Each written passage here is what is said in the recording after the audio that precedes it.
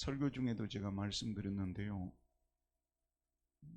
성공한 사람들이 정말로 꼭 해야 될 일이 무엇이냐 그러면요, 과거의 성공을 빨리 잊어버려야 한다고 합니다.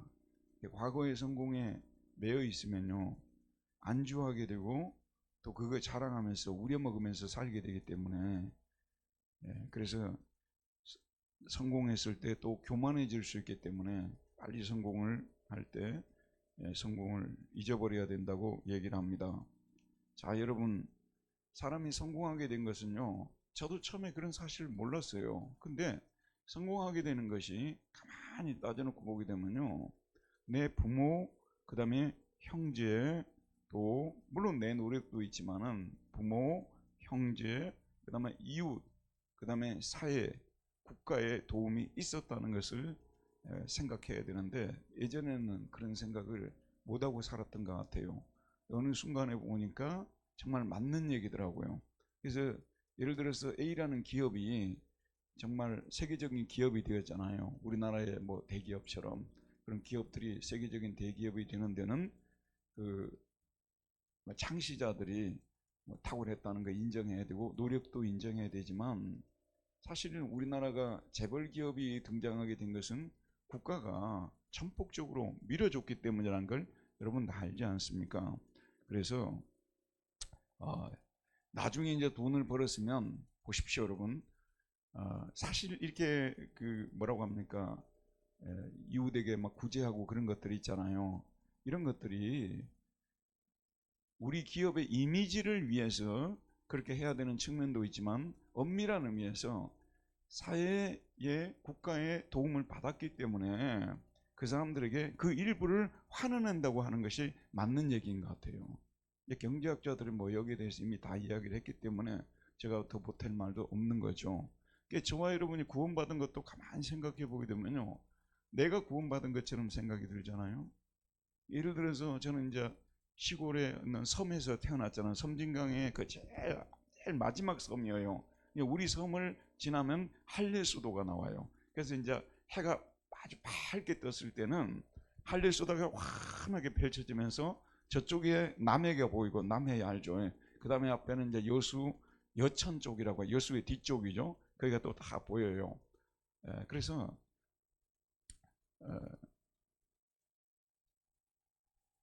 그런데 또 잊어버릴 뻔했어요. 또 자꾸 잊어보면 우리 집사람 집에 가서 검사 받으러 가자고 하니까 제가 빨리 돌아왔어요, 오늘은요. 그런데 어떤 때는 진짜 그런 일이 있었어요. 이번에요, 저녁에 집에 돌아왔는데 내가 점심을 어디서 먹었던가 그걸 모르겠더라고요. 여러분도 혹시 그런 경우가 있던가요?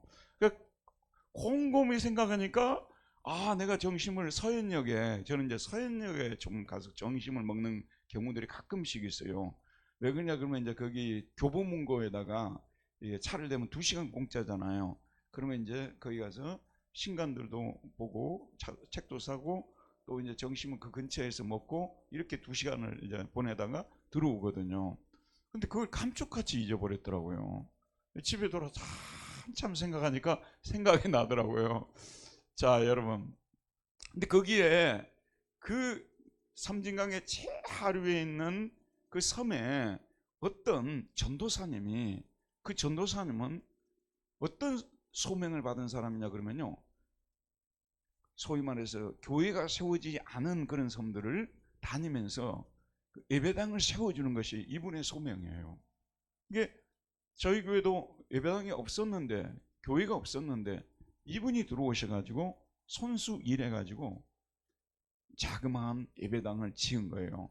근데 그 당시 우리 마을에 소위 말해서 뭐를 접할 수 있는 것들이 거의 없었잖아요. 그러니까 이제 예배당을 지으니까 성탄절 되면 마을 애들이 거기에 가서, 저도 그 중에 끼어들어서 결국은 예수님을 믿고 오게 되었다는 거 아니겠어요? 그러니까 지금 돌이켜보게 되면 사실 그분이 아니었으면, 그 목사님, 전도사님, 당시 전도사님이 아니었으면 내가 예수를 믿었겠냐는 생각이 들겠죠. 근데 또 더 거슬러 올라가게 되면 하나님이 계획 속에서 이 전도사님을 우리 마을로 보내서 복음을 듣게 하셔서 내가 구원을 받은 거 아니냐 그 말이에요. 그래서 결과적으로 쭉 구원을 어떻게 해서 내가 구원을 받았을까 깊이 생각해 보게 되면 결과적으로 어디까지 소급이 되는 거예요? 쭉 소급이 되면 하나님의 은혜라는 대로 소급이 되는 거 아니겠어요? 그죠? 그러면 그 하나님이 우리를 구원하기 위해서 자기 아들을 이 세상에 보내셔서 그 다음에 우리 대신 죽게 하시고 부활하게 하시고, 맞죠 여러분?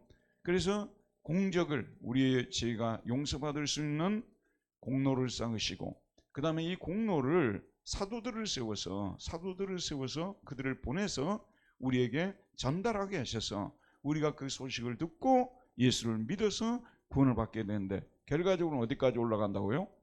하나님 하늘까지 올라가고 하나님의 자비와 은혜로 소급이 된다는 말씀입니다. 그래서 저와 여러분이 처음에는 이래서 구원받고 저래서 구원받고 하다가 결과적으로는 하나님이 나를 구원해 주셨구나, 하나님의 은혜 때문에 내가 구원을 받았구나, 내가 예수를 믿어서 구원받았지 뭐 더 소급해야 돼서, 그 믿음은 누가 준 거냐?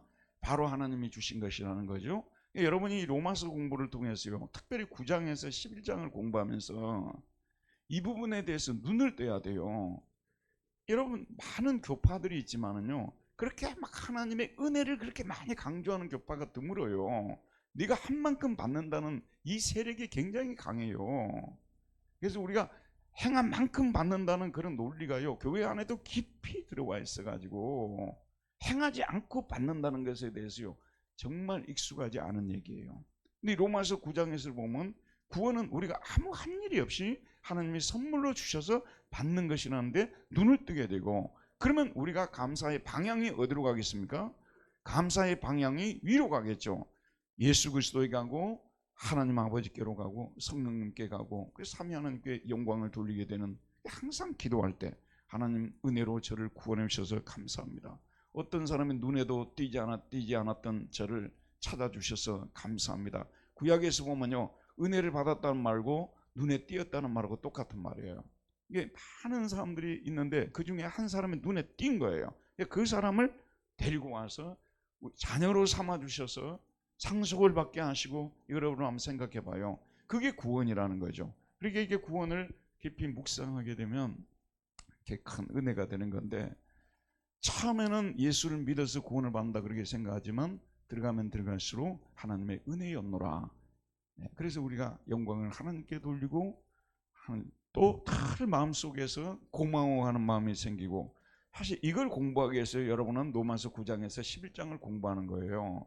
9장에서 11장을 공부하지 않는 분들도 많이 있어요. 그들 중에 구원받은 사람도 많죠 여러분. 하지만 이 9장에서 11장을 공부하지 않으면요, 여러분 역사 철학이라는 말이 있어요. 이 역사가 그냥 처음에는, 한번 들어보세요, 역사가 처음에는 교훈을 위해서 역사를 가르쳤어요. 그러니까 옛날에 이런 일이 있어갖고 잘 되고 못 되고, 그래서 너희들이 교훈을 받고, 역사로부터 교훈을 받고 너희들은 앞으로 이런 일을 하면 안 되고 이렇게 살아야 된다, 이게 교훈적 역사가 아니거든요. 그러다가 어느 순간에 이제는 역사에는 뭔가 이 하나의 스토리가 있다는 것에 대해서 얘기를 하게 되었어요. 역사에는 하나의 이야기가 있어요. 스토리가 있어요. 그런데 그 역사의 그 뭐죠? 역사의 그 핵심 스토리, 중심 스토리가 히스 스토리죠. 히스는 누구예요? 그의 히스, 그의 히스토리, 이야기라는 거죠.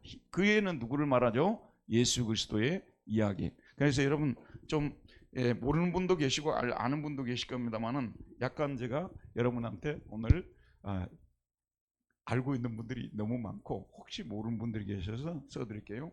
이게 이제 역사가 히스토리 아니에요.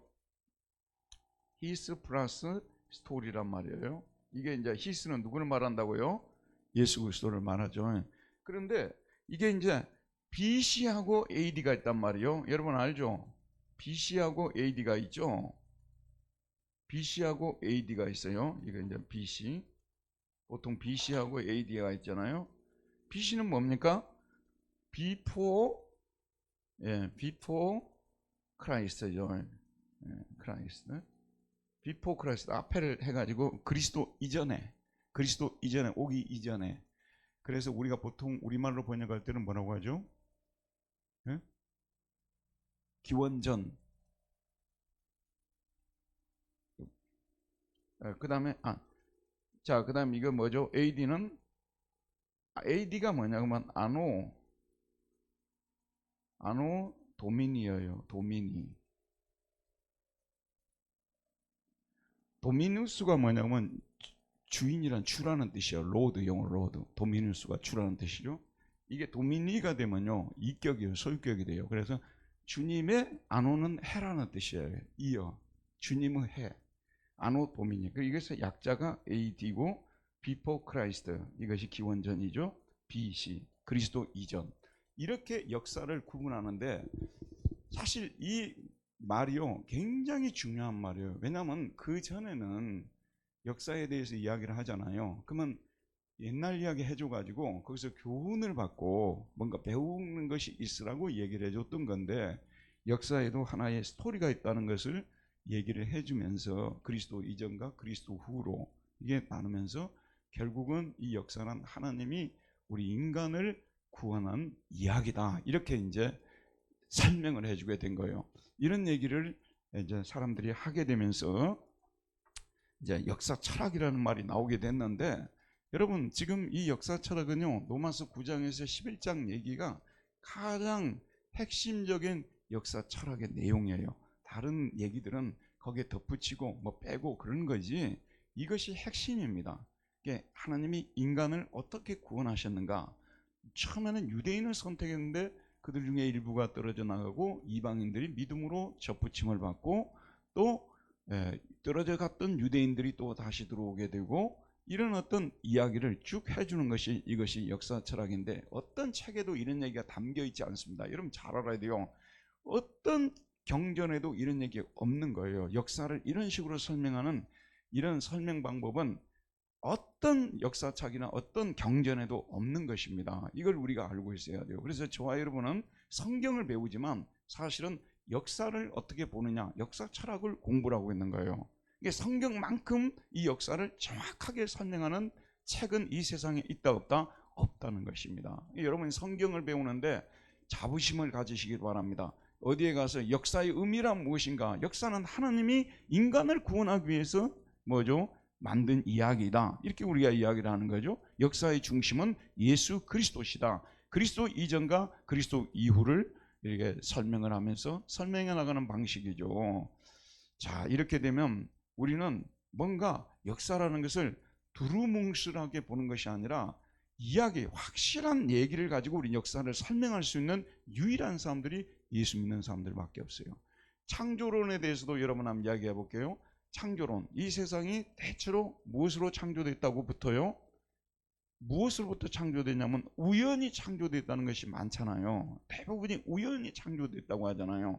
또 플라톤 같은 사람은 데미우르고스라는 세계의 빌딩을 세계라는 빌딩을 짓는 사람이 있었다. 그 사람이 지은 것이다. 이렇게 나온단 말이에요. 근데 우리 창세기만큼 불경에서도 유교의 경전에서도 창세기만큼 아주 분명하게 하나님이 새 천지를 창조하시느니라 해서 첫째 날, 둘째 날, 셋째 날, 넷째 날, 다섯째 날, 여섯째 날, 일곱째 날 쉬었더라. 이런 책이 성경밖에 없어요, 여러분. 이렇게 설명하는 책이 성경밖에 없습니다. 창조가 분명하고 구원이 분명하고요. 그 다음에 종말이 분명합니다. 마지막에 되어질 일에 대해서 성경만큼 정확하게 얘기하는 것이 없어요. 다른 어떤 그런 책들에서 나오는 것들은요 진짜 웃기는 얘기예요. 이슬람의 코란이라는 경전이 있잖아요. 코란에 나오기는 얘기들은 정말 웃기는 얘기들이 거기에 등장하고 있는 거예요.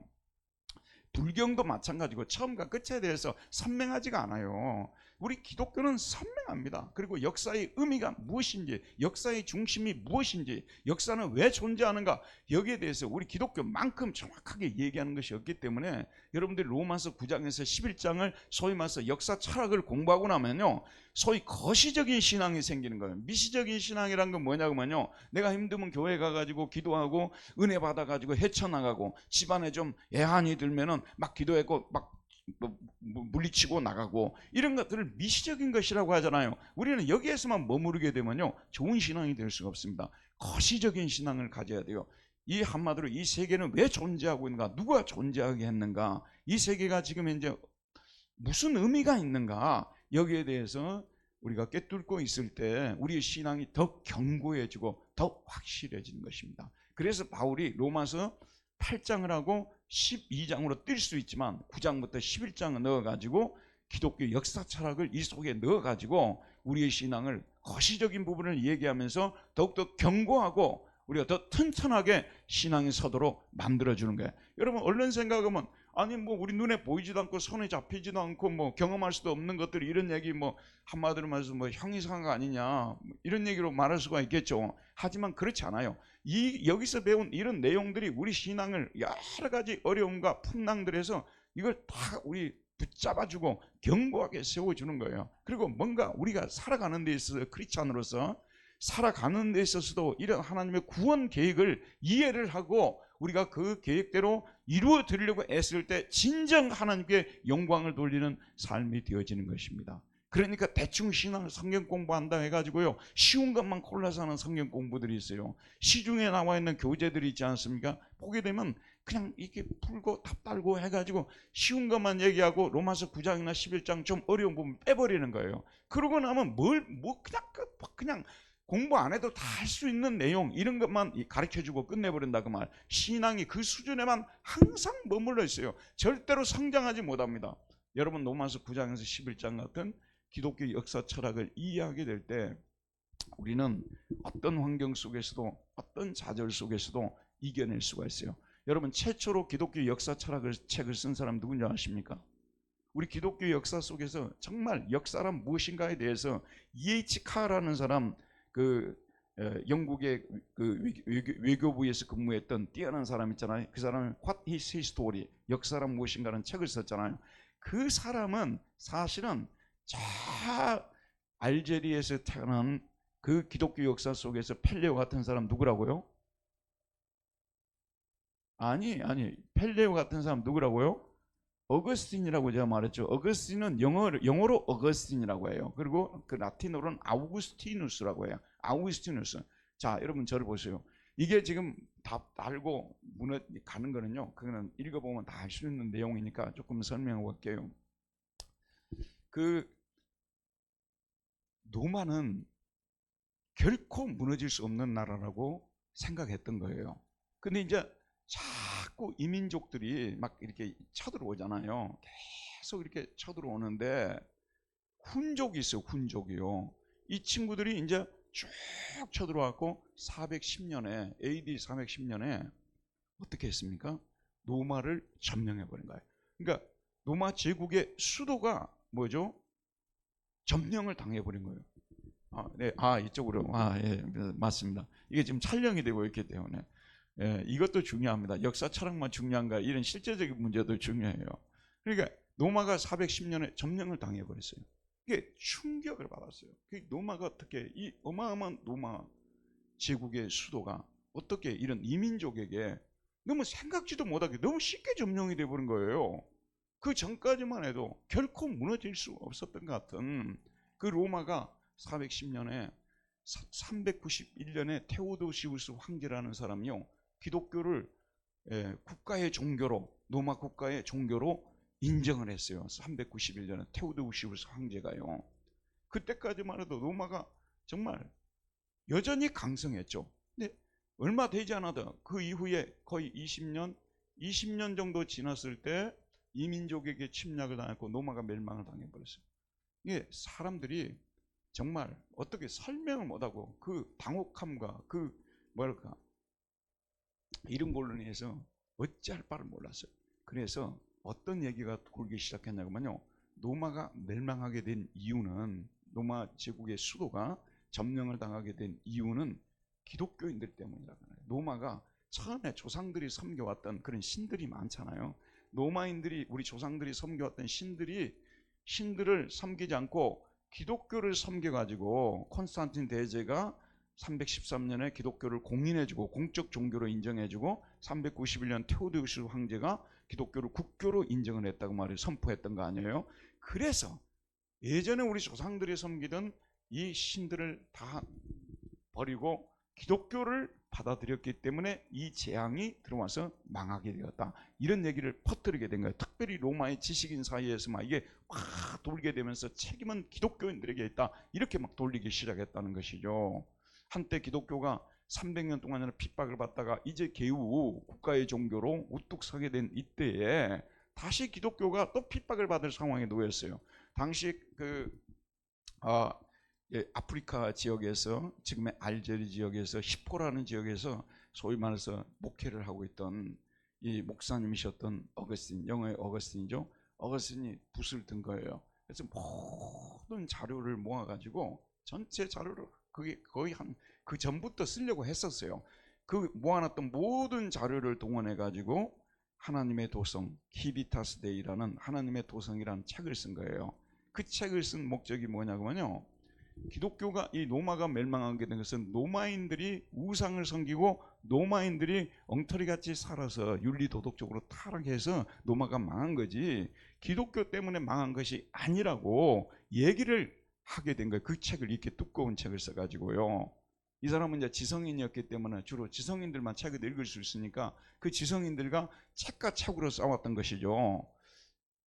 자, 여기에서 소위 말해서 창세기 때부터 시작하고 노아 시대부터 시작해서 쭉 이렇게 인류의 역사를 쫙 이렇게 꿰뚫어요. 그래가지고 결국은 아벨의 후손하고 그 다음에 가인의 후손들의 이 싸움이 그때부터 지금까지 계속 되어지고 있고, 하지만 마지막에 가서는 아벨의 후손들, 예수 그리스도가 승리할 것에 대해서 얘기를 쫙 창세기부터 요한계시록까지 쫙 이야기를 해주면서 이 역사를 예수 그리스도 중심으로 설명한 최초의 사람이었어요. 그래서 기독교 역사책의 첫 번째 역사책이, 기독교 역사책이 신의 도성이라는 책이에요. 근데 이 책은 얼마나 좋은지, 소위 말해서 뭐 철학 공부하는 사람들, 역사 공부하는 사람들, 안 믿는 사람들도 다 갖다가 읽고 여기에 대해서 논문 쓰고 막 그렇게 많이 했던 책이에요.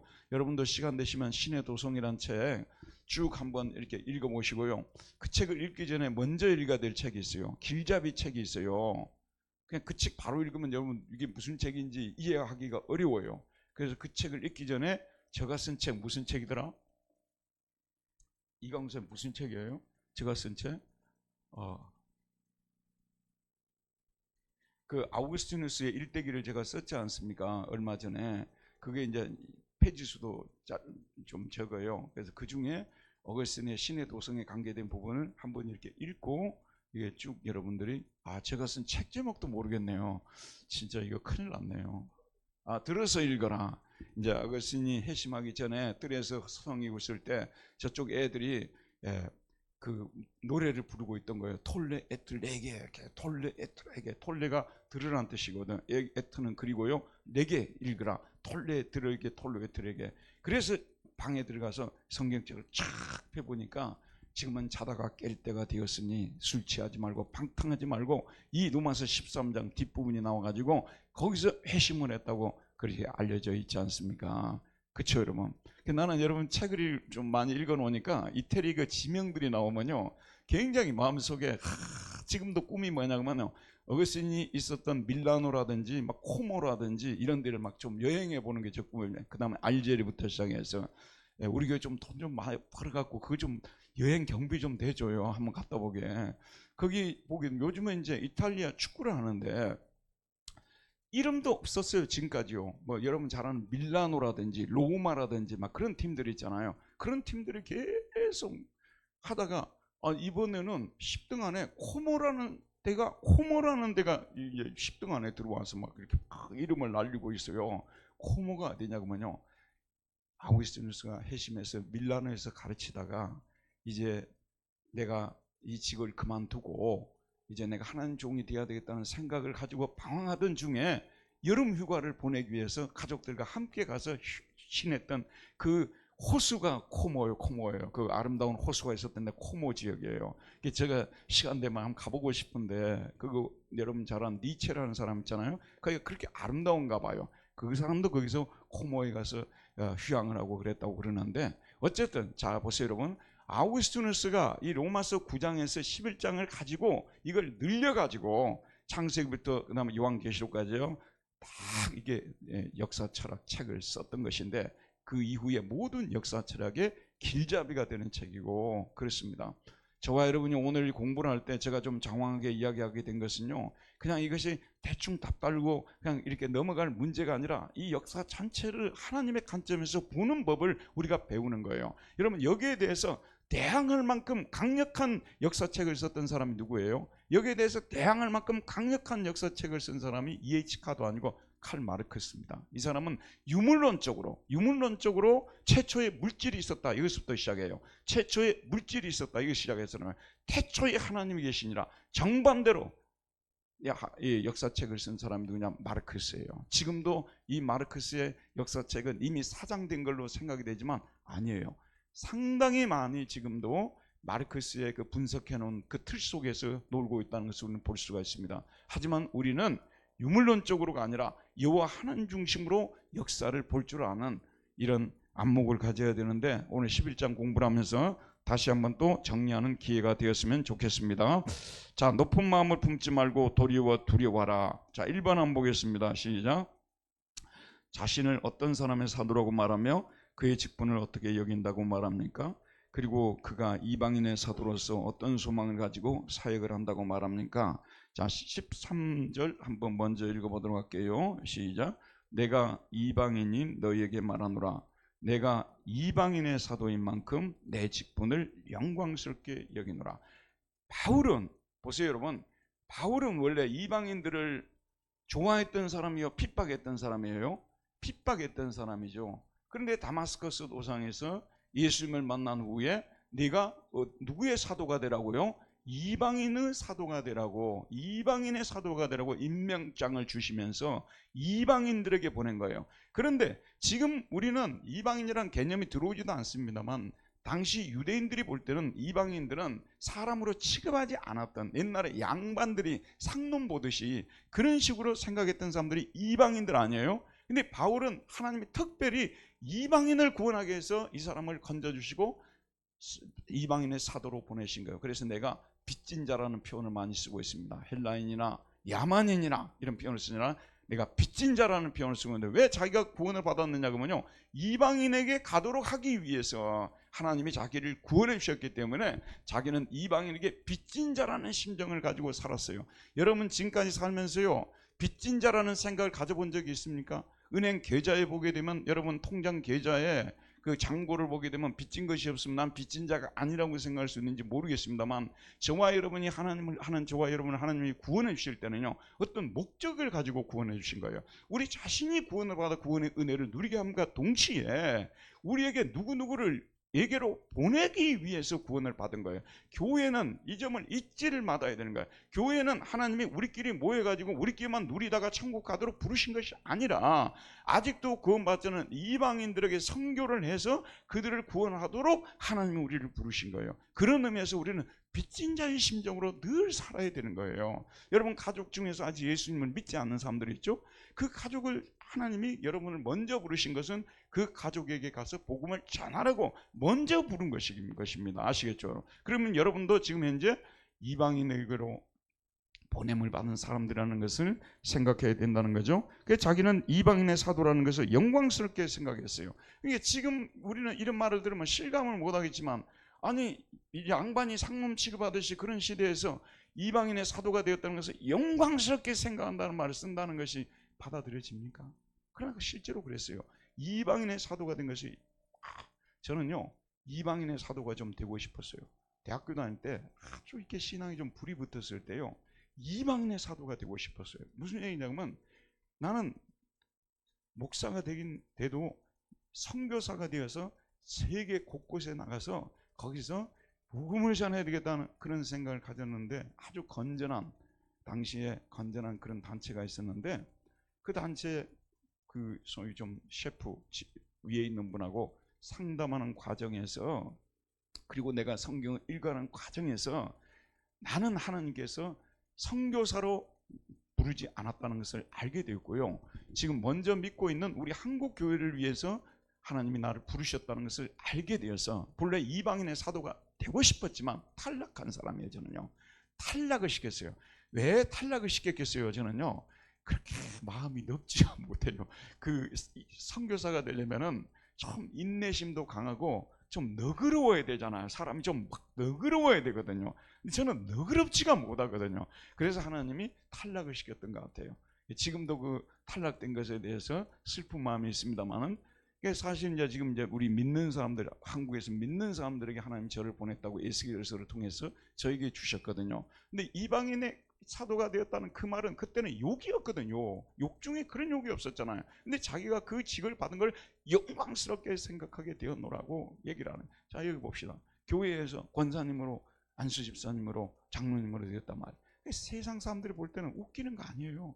아니, 그것도 큰 교회도 아니고 대형 교회도 아니고 조그만 교회에서 뭐 권사가 됐다는, 대단한 거야? 뭐 이런단 말이에요. 그게 뭐 대단한 거야? 그런다 그 말이에요. 여러분은요, 진짜 은혜를 받으면요, 첫 번째 감사가 뭐냐면 내가 이렇게 구원받을 수 있다는 것에 대해서, 구원받았다는 사실 은혜에서 자다가도 일어나서 감사하게 돼 있고요. 두 번째로, 내가 나같이 부족한 사람이 주님의 나라를 위해서 이렇게 쓰임 받을 수 있고 섬길 수 있다는 것, 이 분당 누레교회에서 내가 권사가 되고 직분을 받아서 섬길 수 있게 되었다는 것에 대해서 말할 수 없이 감사하게 되어 있어요.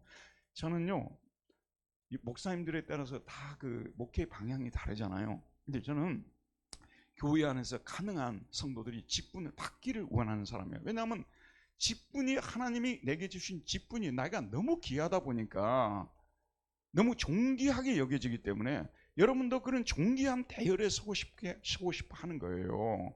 그래서 가능한 성도들이 직분을 받도록 저는 건면하고 설득을 합니다. 물론 더욱더 준비를 해서 받으면 좋겠죠. 그렇게 되면 본인 자신이 뿌듯하겠죠. 아무 준비 없이 직분을 받는 것보다 어느 정도 준비가 되어서 받는 것이 더 뿌듯하지 않겠습니까?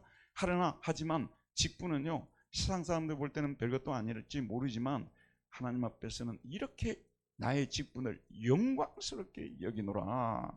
제가 상담을 할 때 그래요. 이제 저에게 동의하는 분도 있고 동의하지 않는 분들도 계실 거예요.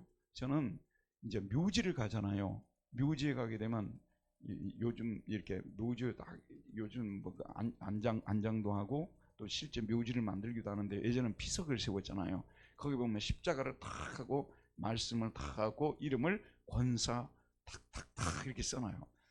야, 저는 그게요, 그 본인 자신은 죽어서 알지 못하겠지만 그 이후에 그 후손들에게 성도 누구누구, 권사 누구누구, 집사 누구누구, 그것이 정말 그렇게나 영광스러울 수 없다고 생각해요. 그래서 저는 그걸 알기 때문에 가능한 우리 성도님들이 직분을 사모하도록 말하고요, 받기를 바라는 거예요. 권사 직분 안 받으신 분 지금 몇 사람 있잖아요. 지금 이분들 내가 하라고 그러면 안 한다 그런 얘기 하지 마세요. 이 영광스러운 직분을 그냥 드린다고 덥석 무라고 말해요. 아멘 하시고 받으셔서 열심을 내고 섬기고 그러면 좋지 않겠습니까? 이방인의 사도라는 직분을 결코 부끄럽게 여기지 않았다는 것입니다. 그 다음 몇 번입니까? 그리고 그가 이방인 사도로서 어떤 소망을 가지고 사역을 한다고 말합니까? 14절 한번 보도록 합시다. 이는 혹 내 골육을 아무쪼록 시기하게 하여 그들 중에서 얼마를 구원하려 함이라. 그러니까 내 골육은 유대인들을 말하겠죠. 아무쪼록 시기하게 해서, 그러니까 이방인들은 구원의 울타리 밖에 있었던, 담 바깥에 서 있었던 사람들 아니에요. 문 밖에 서 있었던 사람들이죠. 근데 이방인들이 예수를 믿고 구원을 받아서 들어오고 있으니까 유대인들이 그걸 보면 기분이 좋겠어요? 안 좋겠어요? 안 좋겠죠. 시기나게 되겠죠. 그래서 그들도 분발을 하도록, 이방인 사역은 유대인들 망하라고 하는 것이 아니라, 여러분 잘 들어보세요. 이방인들만 구원하도록 하기 위해서가 아니라 이방인을 구원해서 그들이 구원받는 모습을 보고 유대인들의 시기가 나서 힘을 내도록 하기 위함이라는 그런 목적을 가지고 이방인의 사도가 되었다는 거예요. 그러니까 동기가 좋아요, 안 좋아요? 동기가 좋은 거죠. 근데 유대인들은 오해하고 있는 거예요. 변절자가 돼가지고 우리는 죽으라는 얘기고, 이방인들이 이제 위에서 산다고 난리를 친다고 그러는데 그게 아니고, 이방인들이 구원받는 모습을 보고 여러분들도 다시 하나님께로 돌아와서 구원을 받도록 하기 위해서 부득이 제가 이렇게 하고 있습니다. 이런 설명을 하고 있어요. 2번 한번 보도록 합시다.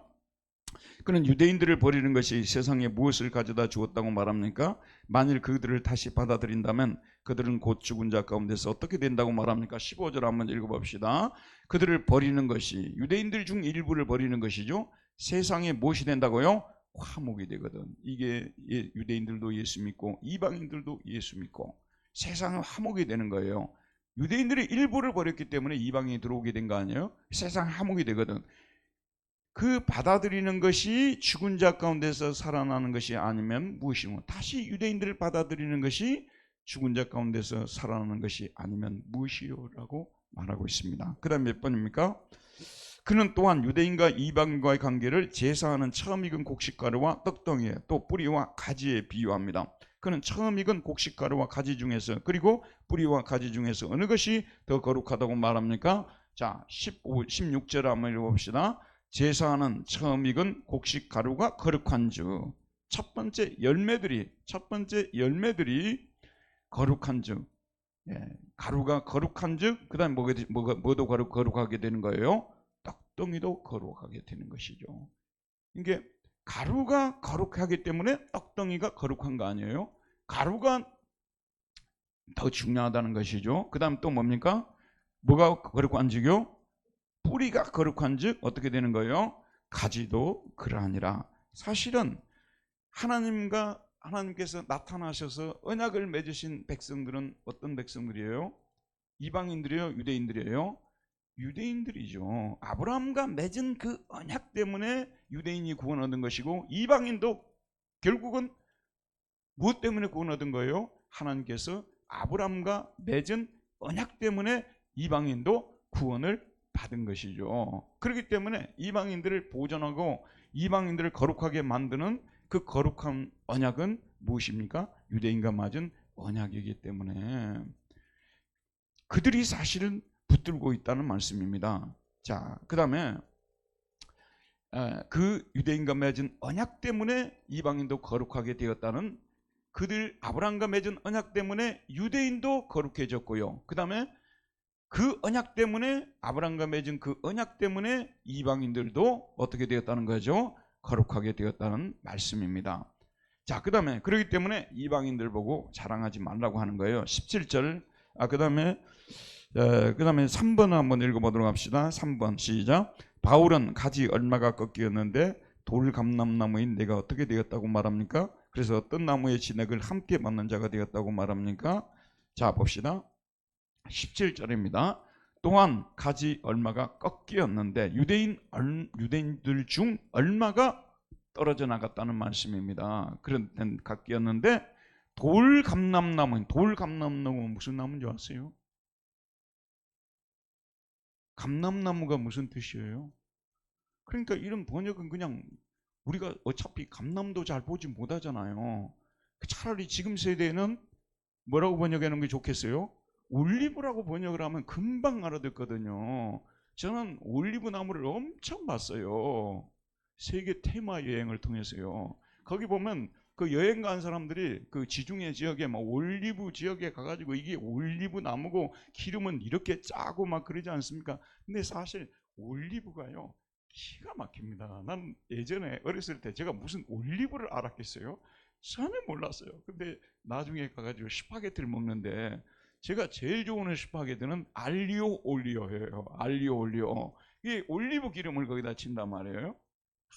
근데 그게 정말 맛있어요, 이게요. 예, 올리브. 그 올리브 나무라고 하면 좋겠죠. 근데 돌은 뭐냐면 야생 올리브 나무예요. 야생 올리브 나무. 야생 올리브 나무에 있던 우리가 또한 가지 얼마가 꺾였는데 야생 올리브 나무인 내가 그들 중에 어떻게 되었다는 거죠? 접붙임이 되었다는 거예요. 접붙임이 되어서 그 다음에 참 올리브 나무 뿌리의 진액을 어떻게 하는 사람 되었다고요? 함께 받는 자가 되었다. 수구 코이노노스라고 하는데 코이노라는 이 단어가 뭐죠? 교제하다, 나누다 그런 얘기 아니에요? 그래서 우리가 보통 교제한다고 할 때 코이노니아 한다고 그러지 않습니까? 코이노니아. 수구라는 말은 함께라는 뜻이에요. 함께 코이노니아 하게 돼요. 그 진액을 우리도 나누게 되었어요. 자, 이게 접붙임을 받은 가지예요. 그러면 뿌리에서 나오는 진액을 몰래 있던 가지도 받지만 접붙인 가지라고 여기서도 왕따시킬 거예요. 접붙인 가지라고요. 올라오는 진액을 본래 있던 가지들도 받지만 접붙인 가지도 어떻게 하는 거예요? 함께 나누어 갖는 것입니다. 그래서 그 중에 얼마가 꺾이지 않았다면 우리가 접붙여질 수가 없었다는 거죠. 하나님이 이 모든 것들을 허락하셨다는 말씀이죠. 가지 얼마가 꺾였는데 돌감람나무 내가 그들 중에 접붙임이 되어 창감람나무 뿌리의 진액을 함께 받는 자가 되었다고 말하고 있습니다. 그 다음에 그러므로 그 원가지들 행하여 어떻게 하지 말아야 됩니까? 왜 자랑하지 말아야 됩니까? 18절 한번 읽어봅시다. 그 가지들을 향하여 자랑하지 말라. 자랑하지 말고 어떻게 해야 되겠어요? 그 꺾여진 가지들을 향해서 뭐라고 생각해야 되겠습니까? 고맙게 생각해야 되죠. 왜냐하면 그들이 떨어져 나가지 않았더라면 우리가 들어올 수 없었다는 거예요. 그래서 이방인들이 들어올 수 없었으니까 그 가지들을 향하여 우리의 태도는 뭡니까? 자랑하지 말아야 된다는 거예요. 여기서 특별히 로마서 11장이 강조하는 건 뭐냐면 이방인들 너희들이 사실은 유대인들 덕분에 아브라함과 맺은 그 언약 때문에 구원을 받았고요. 그들 중에 일부가 떨어져 나가서 구원의 백성이 되었으니 제발 좀 자랑하지 말아라. 자랑하지 말아라고 말하고 있는 것입니다. 자랑할지라도 자랑을 아무리 하고 다닐지라도 네가 뿌리를 보존하는 것이 아니요 뭐가요? 뿌리가 너를 보존하는 것이니라. 저와 여러분을 지금 보존하는 것은 아브라함과 맺은 유대인 아브라함과 맺은 그 언약이 우리를 보존하고 있는 것이지 우리가 그 언약을 보존하는 사람들이 아니에요. 그걸 우리가 알고 유대인들에 대해서 고마워해야 되는 거지 우리가 교만하면 자랑하면 안 된다는 말씀이 되는 거죠. 그 다음 몇 번입니까? 19절까지. 이 말은 곧 원가지들이 꺾인 것은 누가 접붙임을 받게 하도록 하기 위함이었다고 말할 수 있습니까? 19절입니다. 그러면 내 말이 가지들이 꺾인 것은 나로 접붙임을 받게 하려 함이라 하리니 접붙임을 받게 하려 하기 위해서 이 농부가 이제 사과나무를 재배를 하는데 그 가지 중에 일부를 잘라내고 야생 들판에서 지금 있는 그 가지들을 가져와서 접붙였다는 그런 말씀이 되는 것입니다. 그러므로 내 말의 가지들이 꺾인 것은 나로 접붙임을 받게 하기 위한 농부의 하나님의 섭리로 이런 일이 일어나게 됐다고 말하고 있습니다. 자, 몇 번입니까? 4번일까요? 유대인들은 무엇 때문에 꺾이었습니까? 이방인들은 어떤 이유로 섰습니까? 그러므로 이방인들은 어떤 마음을 품지 말고 두려워해야 됩니까? 20절 한번 합시다. 옳도다. 그들은 뭐예요? 뭐 때문에 꺾였어요? 믿지 아니함으로 꺾인 거예요. 믿지 아니함으로 꺾이었습니다. 그럼 이방인들은 어떤 이유로 섰다고요? 너는 무엇으로 섰다고요? 믿음으로 섰다는 거예요. 이방인들이 지금 이제 이 원돌감람나무에 창감람나무에 접붙이게 된 것은 그들의 공로 때문이 아니에요. 그들의 어떤 공로 때문이 아니고 예수를 믿으면 구원을 받는다는 그 믿음으로 이 거룩한 나무에 접붙임이 받아서 구원의 백성이 되게 되었다는 거. 무엇 때문에라고요? 믿음 때문에. 인간의 어떤 공로 때문이 아니라 믿음으로 말미암아. 믿음이라는 수단을, 이게 수단의 3격으로 되어 있어요. 믿음이라는 수단을 통해서 너희들이 이 원가지에 접붙임이 되었다는 말씀이 되는 것입니다. 유대인들은 무엇 때문에 떨어져 나갔다고요? 뭘 어떻게 했어요? 믿지 않아서 떨어져 나가는 거예요. 믿지 않아서 떨어져 나가는 거예요. 이게 너무나도 중요한, 이 믿음이란 말이 너무너무 중요한 말씀입니다. 믿으면 서는 것입니다. 믿지 않으면 떨어져 나가는 거예요. 여러분, 우리도요, 아무리 역경이 심하고 고난이 심해도요, 하나님의 뜻이 있을 것이라는 믿음을 가지고 있으면은 그 믿음으로 인해서 우리는 서는 거예요. 믿음으로 말미암아 서리라, 그거예요. 그러나 믿음이 없으면요, 하나님이 나를 저주하는가 보다, 하나님이 왜 나에게 이런 고난을 갖다가 내리시는지, 내가 그게 뭘 그렇게 잘못했는지 자꾸 하나님에 대해서 불신하는 마음이 생기게 되면요, 결국은 우리는 자꾸 하나님께 멀어지게 되고 떨어져 나가게 되는 거 아니에요? 그러나 이와 같은 역경과 환란이 있지만 하나님의 뜻이 있고 더 좋게 만들고 합력해서 선을 이룰 것이라는 이 믿음이 있을 때 우리는 설 수 있는 거예요. 유대인들이요, 그들이 생각할 때 괴롭기도 할 거예요. 사실 그들이 70년 동안 바벨론 포로 생활하게 된 것은 누구 때문에 이 일이 일어난 거예요? 유대인들 자신들 때문이에요. 하나님이 죄도 안 지는 그들을 가만히 그렇게 하신 거예요. 어떤 거예요? 자신들의 죄 때문에 하나님이 거기다 보냈지 않습니까? 그러면 거기에 가서라도요, 우리가 하나님께 죄를 지어서 하나님 만을 섬기지 않고 우상을 섬겨가지고 우리가 일을 쳐가지고 이런 어려운 상황에 떨어졌다고 생각하고 뉘우치고 하나님 속히 회복시켜 주셔서 이랬으면 될 거 아니에요. 근데 그 중에 일부의 사람들은, 상당히 많은 사람들은요, 포로로 끌려가서도 하나님 원망했어요. 무슨 죄를 우리가 그렇게 많이 지어서, 무슨 죄를 그렇게 많이 지어서. 여러분, 우리가 이제 보통 사람을 만나잖아요. 그러면 참 은혜가 될 때가 있고 은혜가 되지 않을 때가 있어요. 은혜가 될 때는 언제입니까? 누가 보더라도 매우 어려운 상황에 있는데도 불구하고 하나님이 나를 사랑하신다는 것을 신뢰하면서 믿으면서 말도 믿음으로 하고, 또 하나님이 나를 때가 되면 회복시킬 것이다, 또 내가 죄가 없었던 것이 아니고 생각해보니 죄도 좀 많이 지은 것 같습니다, 이런 얘기를 하면요, 같이 대화를 나눠서 큰 은혜를 받지 않겠습니까? 힘을 얻지 않겠습니까? 얘기를 나눠보니까 내가 뭐 그렇게 큰 죄를 지었다고 하나님이 나한테 이렇게 하는지 모르겠노라고 막 이렇게 얘기를 한다고 말이에요. 그러면 듣는 우리도 은혜가 안 돼요. 그렇죠?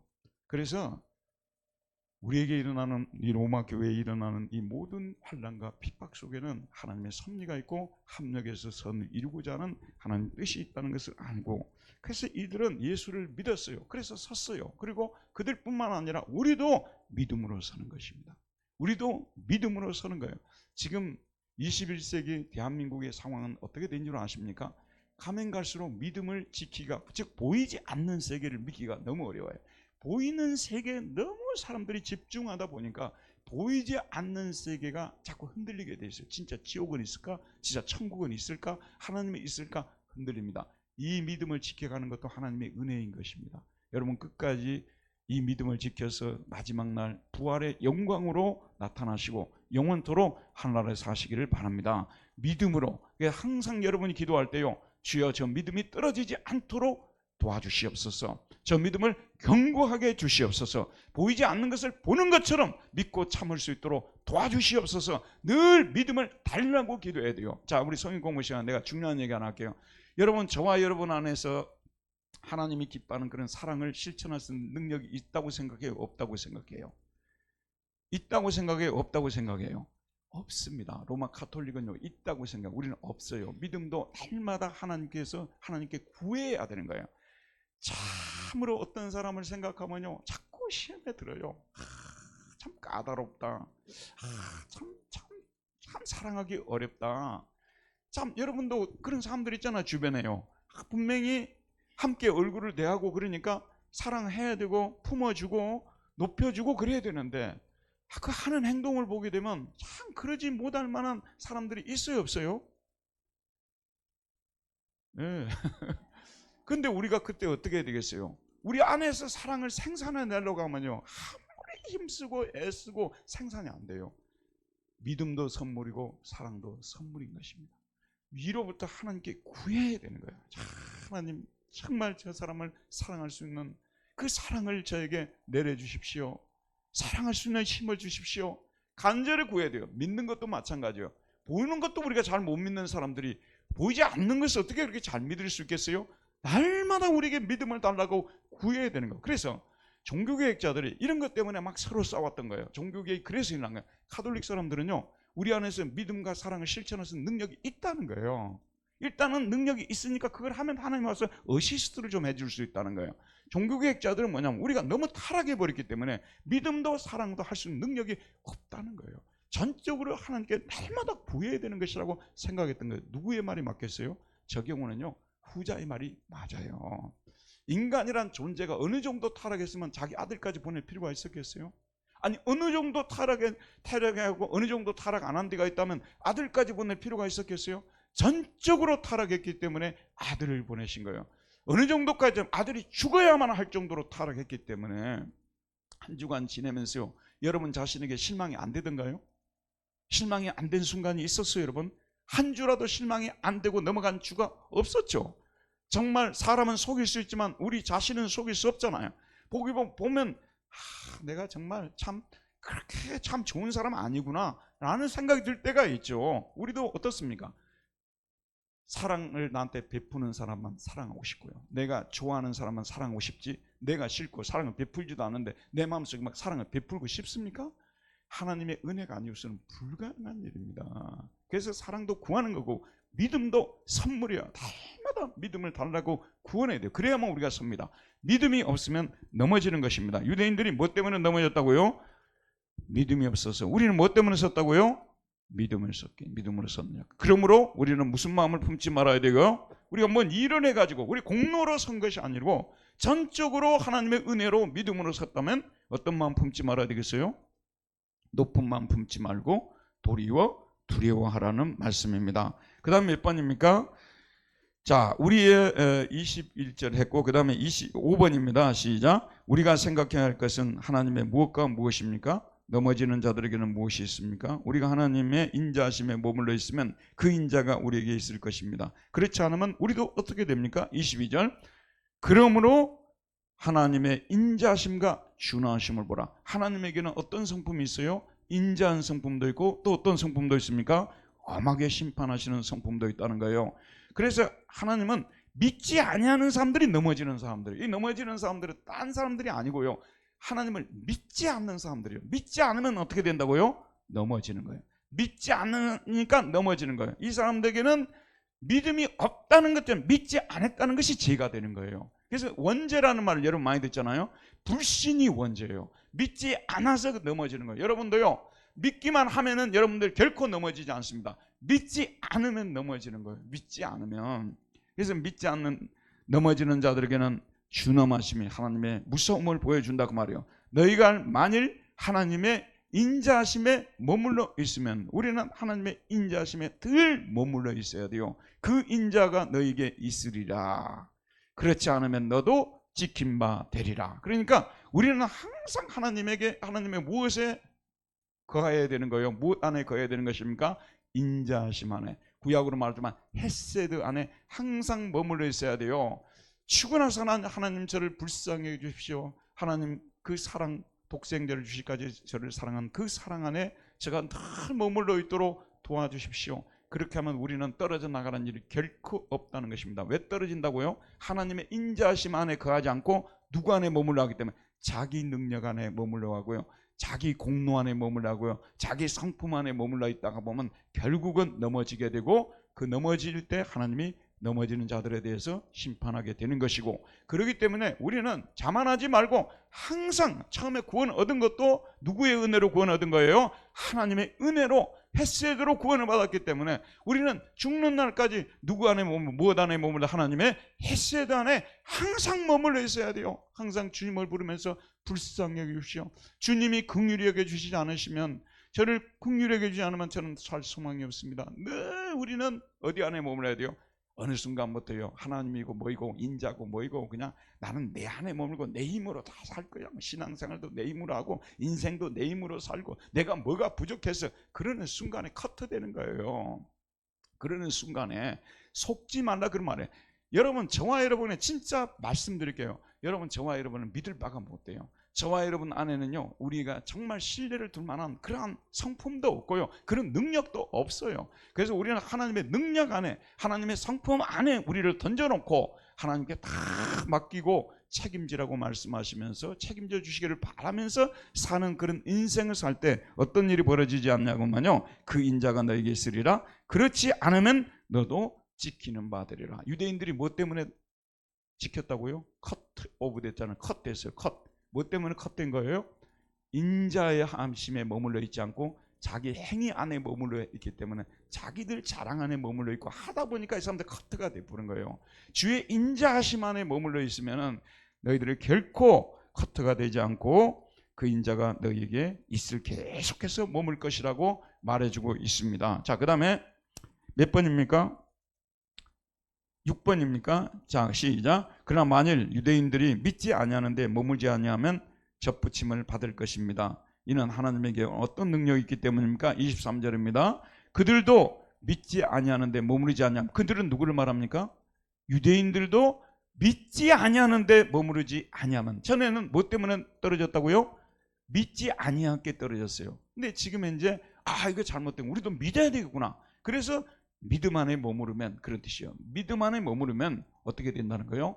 다시 접붙임을 받는다는 거예요. 그렇게 하실 수 있는 능력이 누구에게 있다는 것입니까? 하나님에게 있다. 하나님은 그렇게 하실 수 있는 분이세요. 자, 저를 보세요. 이제 그 농부가 이 나무에 일부의 가지를 떨어뜨려냈어요. 이게 쓸모가 없고 열매도 못 맺겠다고 생각해서 떨어뜨려 버렸어요. 그렇죠? 그리고 이제 접붙였어요. 그런데 이 접붙인 이 애가 열매를 잘 못 맺어. 그러니까 다시 얘를 갖다가 없애버리고 다시 그 나무로 가서 본래대로 만들 수 있는 능력이 농부에게 있다 없다? 이런, 농부가 무슨 능력이 있어? 그런 능력이 농부에게는 그런 능력이 없지. 그러니까 1, 2, 3, 4 해갖고 문제는 저런 식으로 해서 꼭 틀리는 분들이 계세요. 농부가 무슨 능력이 있어서 떨어뜨리는 낙을 갖다 다시 붙이고 이렇게 할 수 있겠어요? 근데 그건 누구만 할 수 있는 거예요? 하나님만이 할 수 있는 거예요. 하나님은요 정말 너무 자기를 신뢰하고 하나님의 능력 안에 머물러 있지 않고 인자하심 안에 머물러 있지 않고 너무 심하게 자기 자랑하고 하니까 하나님이 커트를 시킨 거예요. 그리고 다른 사람들 그 안에 넣어놨어요. 그죠? 근데 얘가 들어온 사람이 어느 순간에 보니까 자기가 막 사람들이 알아주고 대단히 막 자기 이름이 오르내리고 자기가 좀 뭐가 된 것 같거든. 그러니까 교만하기 시작하고 자랑하기 시작한 거예요. 그러니까 하나님이 얘를 다시 또 비록 일순간이라 하더라도 커트를 시켜서 내어놓는 거죠. 그러면 옛날에 뭐죠? 나갔던 그 사람을 다시 여기에 들어오게 만들 수 있는 능력이 누구에게 있다고요? 하나님에게 있는. 그러니까 저와 여러분은요 항상 죽을 때까지 누구를 붙잡고 살아야 된다고요? 자기 남편을, 자기 부인을. 60세 이상의 남자들은 최고의 지혜, 소크라테스가 가르친 지혜보다 더 큰 지혜가 죽고 나서나 누구를 붙들고 살아야 돼요? 자기 와이프를 붙들고 살아야 된다는 것이 50%는 맞아요. 50%는. 와이프들 없으면 끝이야. 그 순간부터. 진짜 남자들 아무것도 할 줄 몰라요. 저는 우리 집사람이 가끔 말을 거의 잔소리를 하는데 가끔가다 잔소리를 하거든요. 잔소리를 하는 이유를 모르겠어요. 내가 그래도 상당히 잘하는데 왜 잔소리를 할까 하는 생각이 드는 거예요.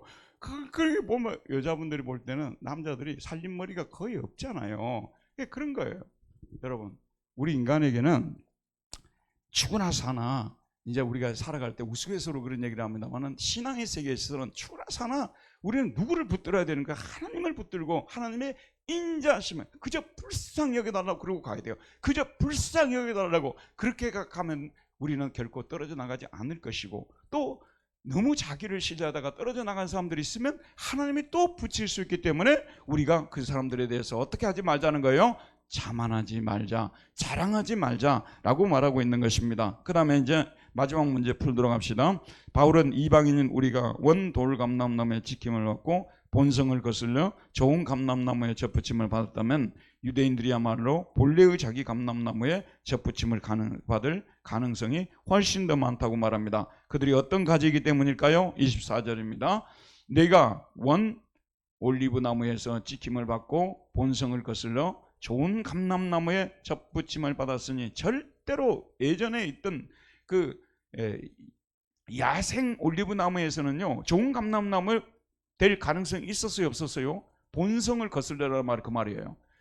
아무리 분석해도 있을 수 있었어요, 없었어요? 없었습니다. 본성을 거슬려 좋은 감람나무의 접붙임을 받았으니, 누구의 은혜로요? 하나님의 은혜로 믿음으로 접붙임을 받았으니 원가지인 이 사람들이야 얼마나 더 자기 감람나무의 접붙이심을 받을 수 있으랴, 그런 말이에요. 우리같이 정말 야생에 있던 감람나무도 이 원감나무에 되는데 여기서 떨어져 나간 사람은 다시 돌아올 가능성이 얼마나 더 크겠느냐고 말하는 것입니다. 이해하겠죠, 여러분? 우리 집 애가 너무 말을 듣지 않아서 잠깐 내쫓았다고 말이에요. 근데 이제 얘가 들어왔단 말이에요. 들어온 애가 이게 또 교만해지는 거예요. 그러면 그 애를 다시 돌아올 가능성이 훨씬 더 크지 않겠느냐는 그런 말씀입니다. 결론적으로 우리가 오늘 제목대로 높은 마음을 품지 말고 항상 두려워하면서 항상 주의 인자하심에 머무르고 항상 주의 능력 안에 머무르고 이렇게 영광을 하나님께 돌리면서 사는 그러한 신앙생활을 해야 된다고 가르치고 있습니다. 은혜로우신 하나님, 오늘도 부족한 저희들 이곳으로 오게 해주시고 또 성경 말씀을 배움을 통해서 하나님이 우리 인류를 어떻게 구원해 주셨는지 그 구원의 과정을 우리가 살펴보았습니다. 이방인인 우리가 돌감람나무였던 우리가 이와 같이 원감람나무에 접붙임을 받고 참으로 아버지는 모든 좋은 진액을 함께 나눌 수 있었던 것은 우리의 공로가 아니라 오직 예수를 믿음으로 말미암아서 하나님의 인자하심으로 인해서 생긴 문제인 줄 믿사오니 하나님이여 우리가 결코 자고하지 않도록 도와주시고 처음에 그랬던 것처럼 지금도 항상 우리 자신을 의지하지 말게 해주시고 늘 하나님을 의지하고 그 인자하심에 머물면서 주의 능력으로 열매를 맺어서 하나님을 기쁘시게 하며 살아가는 우리 모두 되게 하여 주옵소서. 예수님 이름으로 기도하였습니다. 아멘. 하나님께 영광의 박수.